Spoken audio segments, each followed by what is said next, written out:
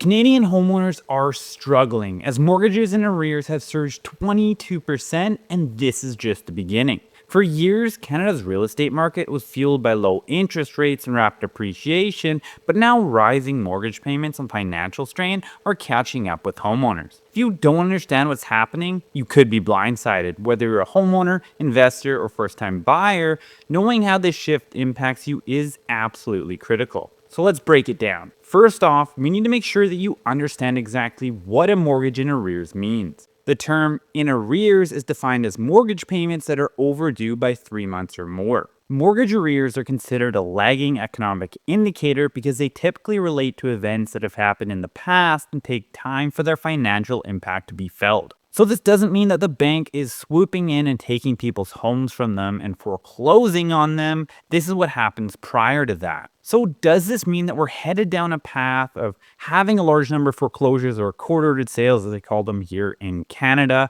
and we're headed for a real estate market crash? Let's take a look into a recent article to dive a little bit deeper into the facts. So here's the article. Canadian banks on mortgages in arrears jump 22% higher.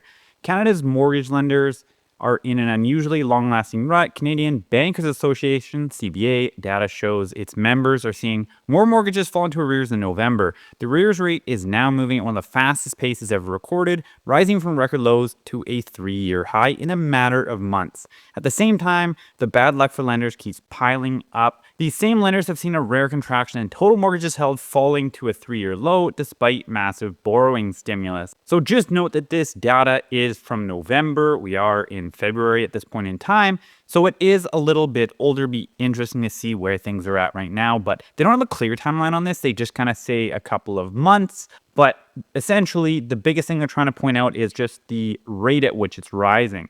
So Canadian banks on mortgages in arrears by 22%. Canadian mortgage borrowers are increasingly falling behind on their mortgage payments. The number of mortgages in arrears climbed 22% to 10,480 in November, the most held by CBA members since March of 2021.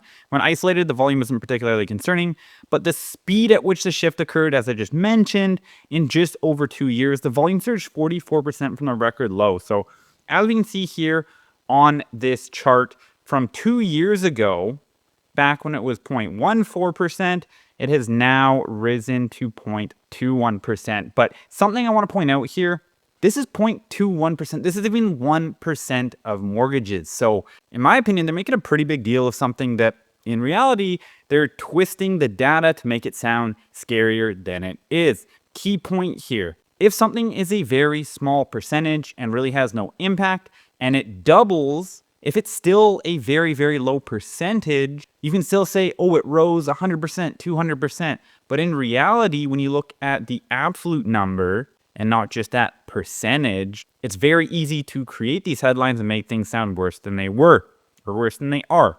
But let's continue on. The other interesting point here is that Canadian banks haven't held fewer mortgages since 2021, so the number of mortgages are going down. A rare occurrence is also happening. Canadian banks have fewer mortgages. The CBA reported a total of 5.01 million mortgages held by its reporting members in November, shedding about 36,500 since last year. Annual growth has been negative since April 2023, which is an extremely rare occurrence in Canada. Prior to that, going all the way back to the mid-90s, shows only 7 months in 2018 and 2019 where annual growth declined. These lenders are now holding the fewest mortgages since 2021. So correct me if I'm wrong here, but if the number of mortgages is decreasing and the number of mortgages in arrears stays the same, that percentage would actually go up. So I'm not sure why there would be a concern with mortgages lowering, because if we have the same number of mortgages in arrears and the number of mortgages comes down, this becomes a higher percentage of mortgages in arrears. So it's kind of interesting that they're combining these two pieces of information because, again, in my opinion, that would mean it was less risky as a whole, because in order for the market to crash or anything of that nature, we'd have to see a flood of inventory.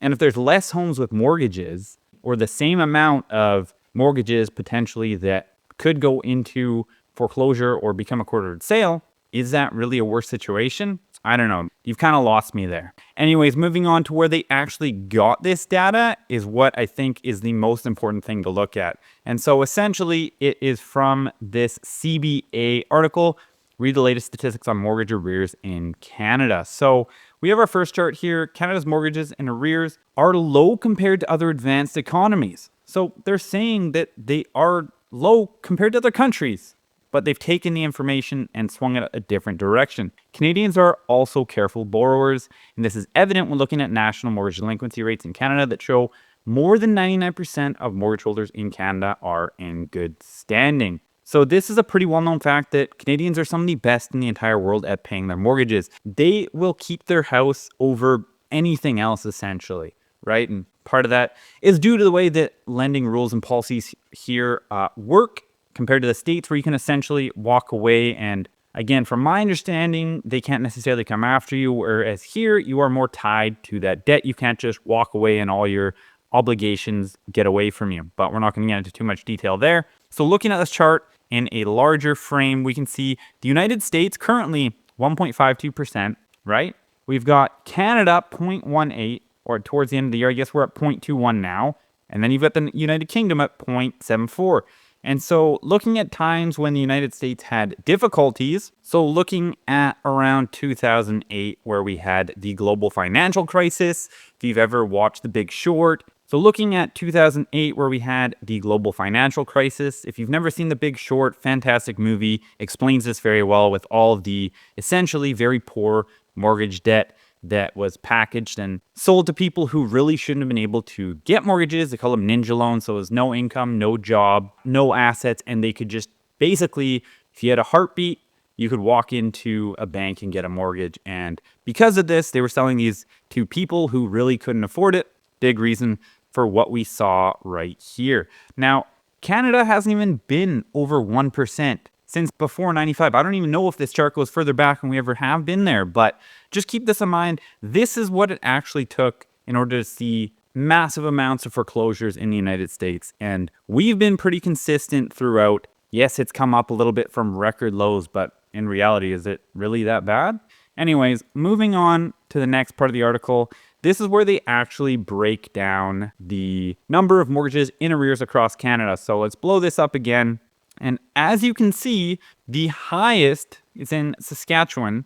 I say that funny, but that's okay. Followed by Manitoba at 0.32%, and then Alberta. And who's the lowest? BC, 0.17%, and Quebec and Ontario. So if you're watching this and you're in the Lower Mainland, honestly, it doesn't look like much of a concern. So it's just funny how they try and manipulate or cherry pick this data to make things look bad, whereas in reality, is it really that bad? So don't fall for headlines. That's why it's so important not to. And then moving on to arrears rates in Canada have remained consistently low over time. As I mentioned, Canadian borrowers have consistently maintained low rates of mortgages and arrears, even throughout challenging periods such as the global financial crisis back in 2008 and the pandemic. And so here we can see the number of mortgages in arrears in the past 90 days in comparison to unemployment, because unemployment is still a serious factor and potential consideration that could change these numbers without a doubt. But let's look at that in a little bit more of a blown up fashion. And unemployment, I would say, is our largest risk of any sort of issue coming up and having a negative impact on our market. But as you can see, they follow each other pretty closely. So you got your unemployment rate, which at its highest times was close to 10%. Of course, during COVID, you can see it was a little bit over 12%, and that's when we saw a little bit of a spike in mortgages in arrears. And then again, currently, yes, unemployment is slightly on the rise, close to 6%, but mortgages in arrears are still under 2%. So this is the biggest potential factor of having that negative impact on our market. However, we're just going to have to see, I think a big part of this will be if the Trump tariffs come into play. But I personally don't think that it's going to have a major impact. I think it's more of a bullying tactic and just getting the Canadian government to do some things that they've been waiting for them to do for a long period of time. So at the end of the day, the moral of the story is that the media is very good at coming up with headlines that sound a lot scarier than they actually are. And when you dive into the data, as I said, honestly, I don't really have too much worry that this is going to have a negative outcome. Is it something to keep an eye on? Yes, without a doubt. There are going to be people who will be impacted on more of an individual basis, but we're nowhere near any sort of massive number of houses going into foreclosure or court-ordered sales that is going to flood the market with inventory and cause some sort of a market crash. But hey, that's just my opinion. What do I know? I'd love to hear from you. What are your thoughts? Leave them down below in the comments. Am I completely wrong here, or do the facts really just point to the fact that it's really not that much of a concern? And if you like videos just like this one covering all things real estate in BC, the Lower Mainland, as well as Canada, I suggest you consider subscribing to my channel as I put out new videos every single week. And before you get out of here, make sure you check out another video on my channel. Thanks so much for watching, and we'll see you in the next video.